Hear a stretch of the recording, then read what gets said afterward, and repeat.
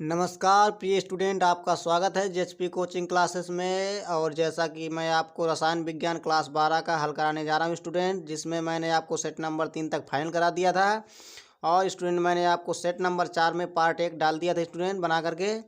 तो देखिए प्रिय स्टूडेंट, मैंने आपको सेट नंबर जो 4 है, सेट नंबर 4 एक का यहाँ से स्टूडेंट एक का 4 तक भी फाइनल करा दिया था और 2 का घातक भी फाइनल करा दिए थे स्टूडेंट। आज चलेंगे हम अपने क्वेश्चन 3 का की तरफ। कह रहा 3 का कि एक घनीय संरचना वाला यौगिक तत्व ए तथा बी से बना है। ठीक है स्टूडेंट, इसमें ए परमाणु घन के का कह रहा है कि कोनों पर क्या कह रहा है, इसमें ए परमाणु घन के कोनों पर तथा बी परमाणु फलक केंद्र पर है। यौगिक का सूत्र ज्ञात कीजिए। ठीक है स्टूडेंट, ये हमसे क्वेश्चन कह रहा है। हम चलते हैं आंसर की तरफ। तो देखिए स्टूडेंट, यहाँ पर 3 का है और उत्तर है। ठीक है स्टूडेंट, उत्तर डाल लेना है। आपको क्या लिखना है स्टूडेंट कि घन में 8 कोने होते हैं। कितने कोने होते हैं स्टूडेंट? 8 कोने होते हैं।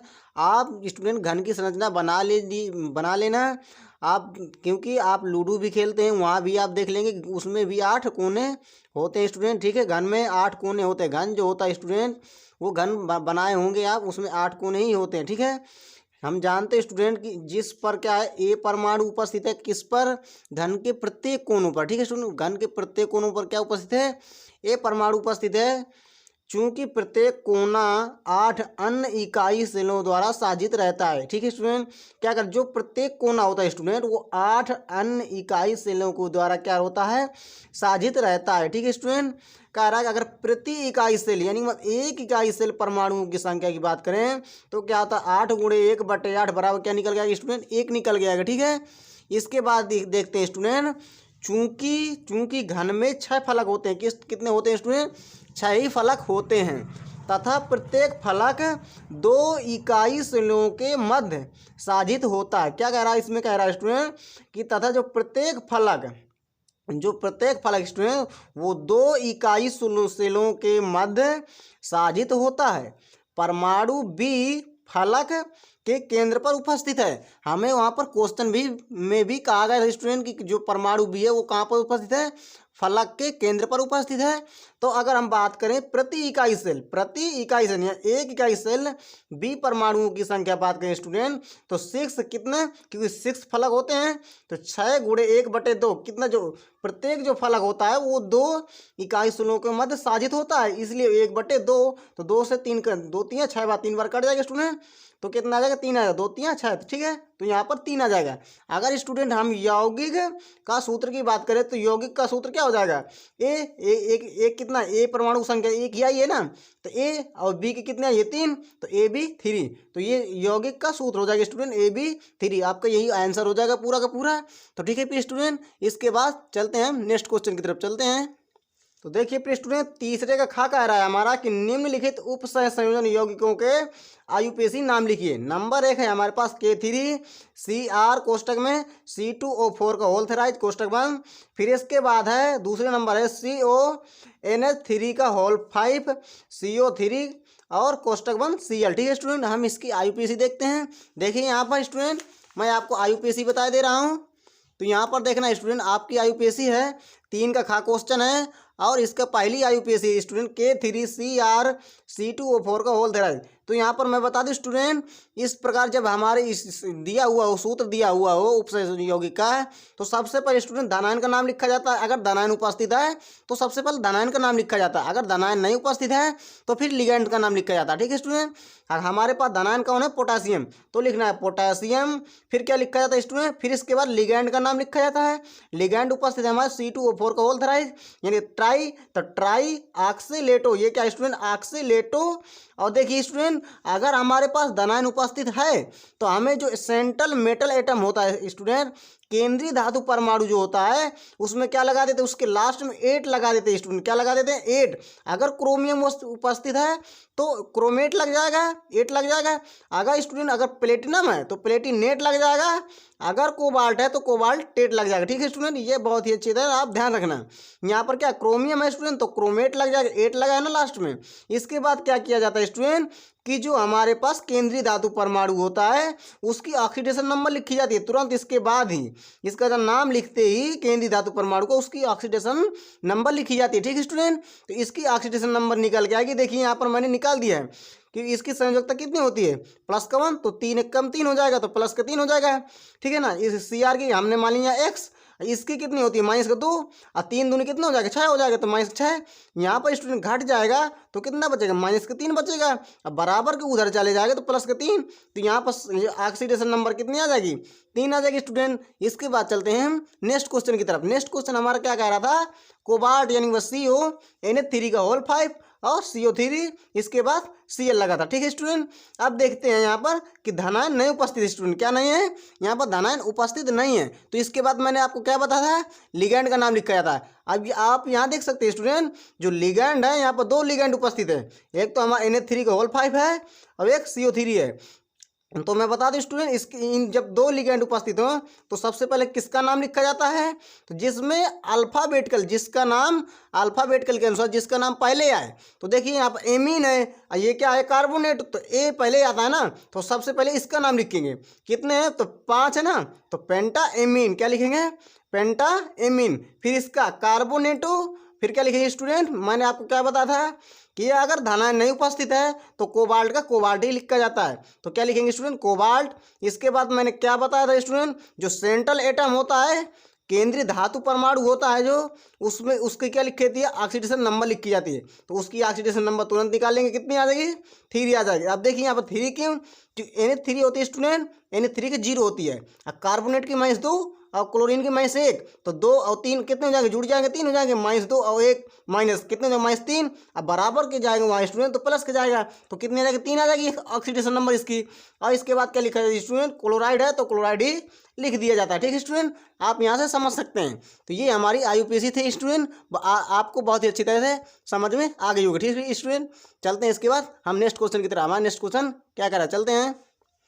तो चलते हैं स्टूडेंट, तीसरे गा कह रहा है हमारा, कह रहा है कि न्यूक्लिक अम्ल से आप क्या समझते हैं, उदाहरण दीजिए। ठीक है स्टूडेंट, चलते हैं हम अपने आंसर की तरफ। तो देखिए यहाँ पर स्टूडेंट, जो तीसरे गा है कह रहा है न्यूक्लिक अम्ल वे जैव अणु होते हैं, क्या होते हैं, वे बायोमोलिक्यूल्स होते हैं जो सभी जीवित कोशिकाएं, चाहे स्टूडेंट कोई भी हो, या बैक्टीरिया हो या मानव हो या कोई अन्य जीव जंतु हो, ठीक है, वो सभी जीवित कोशिकाओं के नाभिकों में, कहाँ पर, नाभिकों में न्यूक्लियो प्रोटीन अथवा क्रोमोसोम के रूप में पाए जाते हैं। कौन स्टूडेंट, न्यूक्लिक अम्ल। जीवों की आनुवांशिक सूचना न्यूक्लिक अम्लों में क्या होती है, उपस्थित होती है। ठीक है स्टूडेंट, ये हमारा आंसर था।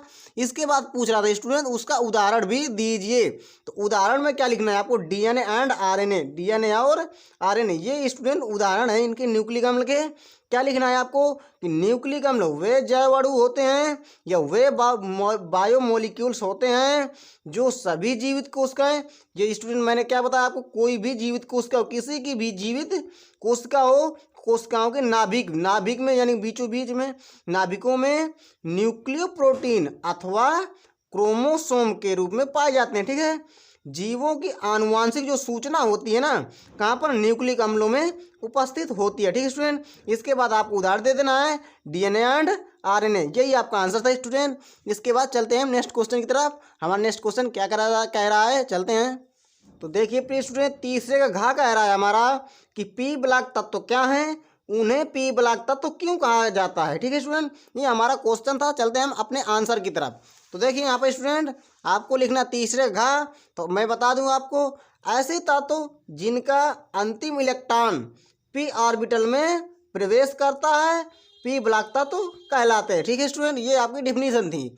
इसके बाद क्या बता रहे हैं कि सामान्य इलेक्ट्रॉनिक विन्यास NH2NP3 होता है। ये स्टूडेंट किनका है, नाइट्रोजन फैमिली का ही है सामान्य इलेक्ट्रॉनिक विन्यास। ठीक है स्टूडेंट, क्योंकि हम नाइट्रोजन फैमिली क्लास 12 में पढ़ रहे हैं, क्लास 11 की बात नहीं हो रही थी, हम क्लास 12 की ही बात करेंगे यहाँ पर। ठीक है, तो किसका ये नाइट्रोजन फैमिली का सामान्य इलेक्ट्रॉनिक विन्यास है।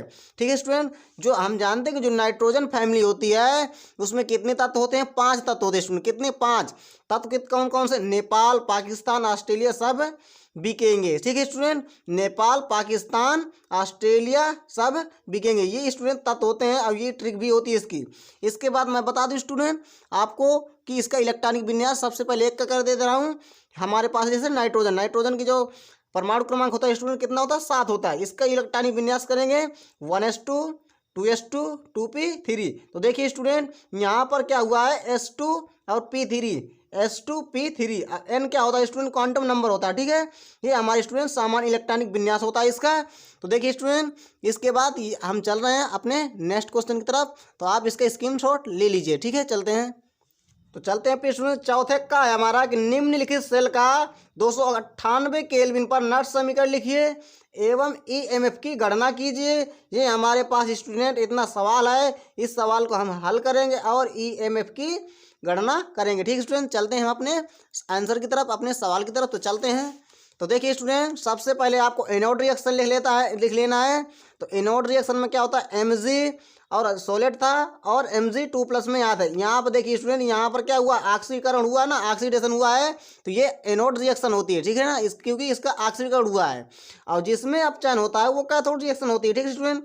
यहाँ पर देखिए +2 इलेक्ट्रॉन का क्या हुआ ट्रांसफर हुआ है और यहाँ पर भी 2 इलेक्ट्रॉन यहाँ पर भी है और Cu क्या हुआ है, Cu का अपचयन हुआ है। तो 2 इलेक्ट्रॉन से 2 इलेक्ट्रॉन स्टूडेंट कैंसिल हो जाएंगे, तो हमारे पास क्या आ जाएगा Mg सॉलिड और Cu2+। इसकी वैल्यू भी स्टूडेंट दी हुई है सवाल में, तो हम वैल्यू भी यहाँ पर लिख दिया है, ठीक है स्टूडेंट। इसके बाद क्या लिखना है Mg2+ की वैल्यू लिख दी है स्टूडेंट, क्योंकि उसमें भी दिया हुआ है सवाल में। इसके बाद क्या लिखना है आपको Cu सॉलिड, ठीक है। अब देखिए स्टूडेंट n की वैल्यू क्या हो जाएगी आपकी 2 हो जाएगी, क्योंकि 2 ही इलेक्ट्रॉन का खेल हुआ है यहाँ पर, ठीक है स्टूडेंट। तो आपकी n की वैल्यू क्या हो जाएगी 2 हो जाएगी, ठीक है। इसके बाद क्या करना है स्टूडेंट, हम जानते हैं जो नट समीकरण होता है, नट समीकरण क्या होता है सूत्र ई नॉट सेल -0.0591 अपान यानी बटे 2 लॉग एनोड बटे कैथोड होता है स्टूडेंट। एनोड की रिएक्शन में क्या है Mg2+ बटे Cu2+, ठीक है स्टूडेंट। हमने इस पर यहाँ पर लिख दी है। इसके बाद क्या करना है स्टूडेंट, जो हमारे पास ई नॉट सेल का मान नहीं दिया हुआ है ना, तो ई नॉट सेल का हम मान निकाल लेंगे। तो ई नॉट सेल बराबर क्या होता है E naught cathode minus E naught anode, ठीक है स्टूडेंट। तो क्या आपको क्या करना है, तो यहाँ पर देखिए स्टूडेंट जो कैथोड की वैल्यू है ना कितनी दी हुई है वहाँ पर सवाल में 0.34 और माइनस एनोड की कितनी दी हुई वैल्यू -2.37, ठीक है स्टूडेंट। जब ये माइनस चिन्ह अंदर जाएगा स्टूडेंट तो क्या होगा माइनस माइनस क्या हो जाता है प्लस। अब स्टूडेंट जब फिर प्लस हो जाएगा तो प्लस प्लस के आपस में जुड़ जाएंगे, तो वैल्यू कितनी आ जाएगी निकल के ई नॉट सेल की +2.71, ठीक है स्टूडेंट 2.71 वोल्ट निकल के आ जाएगी। अब यही वैल्यू क्या करना है स्टूडेंट आपको इस समीकरण में पुट कर देना, ठीक है। तो देखिए यहाँ पर स्टूडेंट हम वहाँ पर जब वैल्यू पुट करेंगे अपने समीकरण में, तो देखिए यहाँ पर इसकी वैल्यू सबसे पहले स्टूडेंट यहाँ पर पुट कर देंगे यहाँ पर, ठीक है ना। तो कितनी दी हुई वैल्यू ईएमएफ बराबर 2.71 माइनस और यहाँ पर क्या स्टूडेंट 0.0591 बटे 2, इनकी वैल्यू क्या है स्टूडेंट 2 थी ना, तो हमने 2 रख दिए लॉग। अभी स्टूडेंट यहाँ पर Mg2+ की वैल्यू है ना वहाँ पर, तो Mg2+ की वैल्यू कितनी दी हुई थी 0.001 बटे Cu2+ की 0.0001, ठीक है स्टूडेंट। अब यहाँ पर हम जानते हैं स्टूडेंट की फिजिक्स में हमने पढ़ा भी है कि ये एक तरह से 10 की पावर -3 ही है, ठीक है। ये 10 के पावर -4 है, तो स्टूडेंट कट जाएगा तो 10 के पावर नीचे क्या बचेगा -1, ये ऊपर जाएगा तो प्लस के पहुंच जाएगा, तो सिर्फ कितना हो जाएगा 10, तो लॉग 10 हो जाएगा ना स्टूडेंट। ये क्या हो जाएगा ये 10 की पावर 3 है ना, ये 10 की पावर 4 है, तो कट जाएगा स्टूडेंट 1 बटे क्या बचेगा 10 के पावर -1, ऊपर चला जाएगा स्टूडेंट 10 हो जाएगा। तो लॉग 10 की वैल्यू क्या होती है स्टूडेंट 1 होती है, लॉग 10 की वैल्यू क्या होती है 1 हो जाती है। तो अब यहाँ पर पुट कर देंगे तो स्टूडेंट ईएमएफ बराबर क्या हो जाएगा 2.71 माइनस 0.0591 बटे 2, तो log 10 की वैल्यू कितने आई स्टूडेंट 1 आई थी, तो हम यहाँ पर 1 का मल्टीपल कर देंगे। तो इसके बाद क्या हो जाएगा स्टूडेंट ईएमएफ बराबर क्या हो जाएगा 2.71 माइनस इसकी स्टूडेंट भाग लगाएंगे तो क्या आ जाएगा 0.02955, ठीक है इतना आ जाएगा। इसके बाद स्टूडेंट घटा देंगे तो क्या आ जाएगा ईएमएफ बराबर आ जाएगा 2.680 वोल्ट आ जाएगा, क्या आ जाएगा स्टूडेंट ये आपका आंसर आ जाएगा, ठीक है। इसके बाद चलते हैं स्टूडेंट हम नेक्स्ट क्वेश्चन की तरफ। हमारे नेक्स्ट क्वेश्चन क्या कह रहा है चलते हैं। तो देखिए स्टूडेंट चौथे खा कह रहा है हमारा कि निम्न पर संक्षिप्त टिप्पणी लिखिए तो मैं बता दूं प्रिय स्टूडेंट, ये दोनों हेडिंग ब्राउनी गति और स्कंदन मैंने पिछले वीडियो में स्टूडेंट करा दिया है, आप वहां से जा करके देख सकते हैं। ये दोनों हेडिंग स्टूडेंट बहुत ही अच्छी तरह से मैंने सिंपली भाषा में आपको करा दिया था। आज चलते हैं स्टूडेंट हम चौथे गा की तरफ, क्योंकि ये दोनों हेडिंग मैंने करा दिया था। ठीक है स्टूडेंट, आप वहां से जाकर देख ही सकते हैं जल्दी से जल्दी। अब मैं चलूंगा स्टूडेंट चौथे गा की तरफ कि चौथे गा हमारा क्वेश्चन क्या करा। चलते हैं फिर स्टूडेंट बिना देरी के। कह रहा है कि प्रयोगशाला में एथिलेमीन बनाने की विधि का वर्णन कीजिए। ठीक है ना स्टूडेंट, संबंधित अभिक्रियाओं के समीकरण भी दीजिए। ठीक है, समीकरण भी लिखना है। एथिलेमीन से एसिटिक अम्ल कैसे प्राप्त किया जाता है। ठीक है स्टूडेंट, ये हमसे क्वेश्चन पूछ रहा है। हम चलते हैं इसके आंसर की तरफ, बनाने की विधि सीखते हैं स्टूडेंट।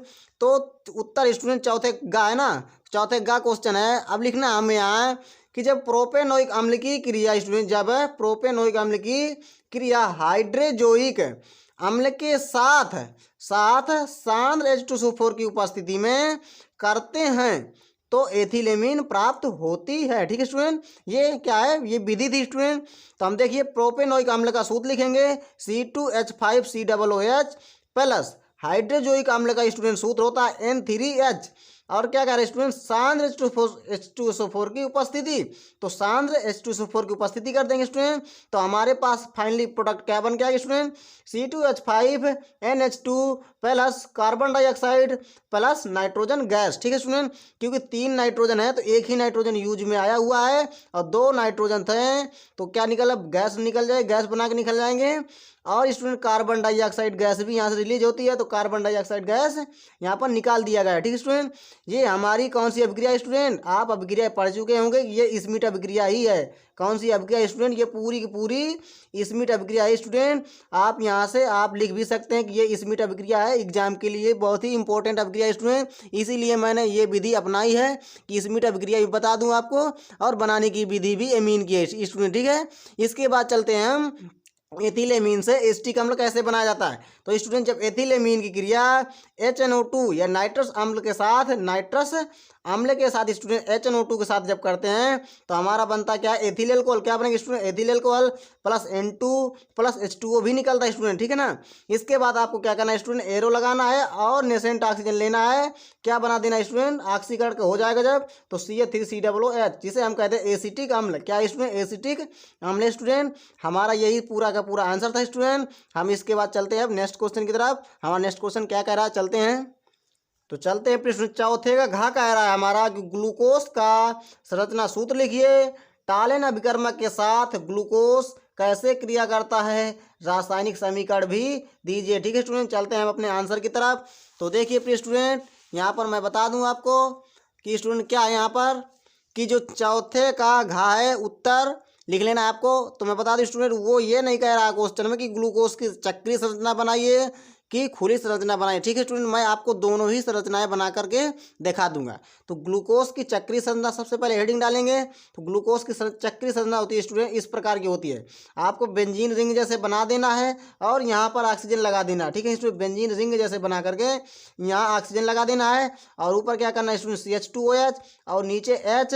यहाँ पर भी क्या स्टूडेंट, HOH OH और HOH और स्टूडेंट यहाँ H और OH, बिल्कुल ये दोनों ही क्या रहेंगे स्टूडेंट, सेम ही रहेंगे। और ये दोनों सेम नहीं रहेंगे, विपरीत रहेंगे स्टूडेंट। अगर OH यहाँ है तो H यहाँ होगा, अगर H यहाँ है तो OH यहाँ होगा। फिर यहाँ क्या होगा स्टूडेंट, H यहाँ OH यहाँ है ना, इसीलिए क्योंकि ये विपरीत ही रहेंगे स्टूडेंट। ठीक है ना, ये विपरीत ही आपस में रहेंगे, बिल्कुल सेम नहीं कर सकते। ठीक है ना, वो नहीं तो वो स्ट्रक्चर हमारा गलत हो जाएगा। तो ये स्टूडेंट किसका सूत्र है, क्योंकि यहाँ दोनों ही क्या H और OH HOH सेम है ना स्टूडेंट, तो ये हो जाएगा अल्फा डी ग्लूकोज। जब ये स्टूडेंट सेम नहीं होते, अगर ये ऐसे ही होती ना और ये बिल्कुल उल्टा हो जाता तो ये OH यहाँ हो जाता और H यहाँ हो जाता, वो हो जाता स्टूडेंट बीटा डी ग्लूकोज की। यहाँ बिल्कुल सेम है ना स्टूडेंट, तो ये हो जाएगा अल्फा डी ग्लूकोज की संरचना हो जाएगी। ठीक है स्टूडेंट, ये आप नोट कर सकते हैं। इसके बाद देखते हैं स्टूडेंट हम ग्लूकोज की खुली संरचना। क्या स्टूडेंट, ग्लूकोज की खुली संरचना देखते हैं। तो यहाँ आपको क्या बनाना है, C♯O और H, इसके बाद COH CHOH स्टूडेंट, फिर इसके बाद OH और H, COH और H, COH और HH। ये क्या स्टूडेंट खुली संरचना है। इसे आप जब बंद करेंगे तो स्टूडेंट ऐसा बंद करेंगे जब, तो आपको ऐसा बन जाएगा CH2 बन जाएगा स्टूडेंट CHOH का होल 4 CH2O या CHOH स्टूडेंट क्या है CHOH का होल 4 और क्या बन जाएगा CH2OH क्या बनेगा स्टूडेंट CH2OH। ये पूरा का पूरा स्ट्रक्चर स्टूडेंट ऐसे ही बनेगा जब इसे आप बंद कर देंगे पूरी संरचना को, क्योंकि ये खुली संरचना है ना स्टूडेंट। आप इसके जब बंद कर देंगे तो ऐसी का ऐसा सूत्र बन जाएगी ये ग्लूकोज का स्टूडेंट। ठीक है, इसके बाद चलते हैं हम अपक्रिया की तरफ स्टूडेंट, क्योंकि हमें से अपक्रिया भी पूछा है। ठीक है, आप चलते हैं अपक्रिया की तरफ। तो देखिए पे स्टूडेंट यहाँ पर अपक्रिया है, तो देखिए मैं बता दे रहा हूँ अपक्रिया कहाँ है।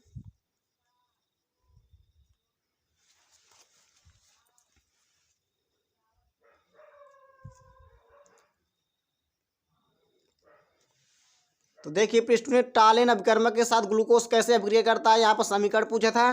तो ये स्टूडेंट ग्लूकोज का ही सूत्र है। किसका सूत्र है स्टूडेंट? ग्लूकोज का सूत्र है।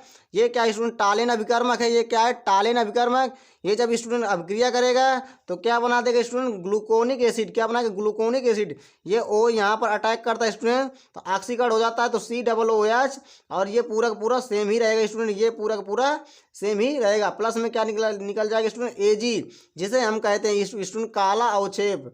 इसे क्या कहते हैं स्टूडेंट? काला अवक्षेप। ये स्टूडेंट हमारा काला अवक्षेप ही है। ठीक है ना, चांदी क्योंकि काली पड़ जाती है, क्या हो जाती है? काली पड़ जाया करती है। ठीक है, ये काला अवक्षेप है, इसे रजत दर्पण भी कहते हैं स्टूडेंट। आप बहुत अच्छी तरह से इसे नोट कर लेना। ठीक है, ये आपकी अभिक्रिया थी स्टूडेंट। क्या बना है हमारा? ग्लूकोनिक अम्ल। ठीक है, अब इसके बाद मिलेंगे स्टूडेंट नेक्स्ट वीडियो में।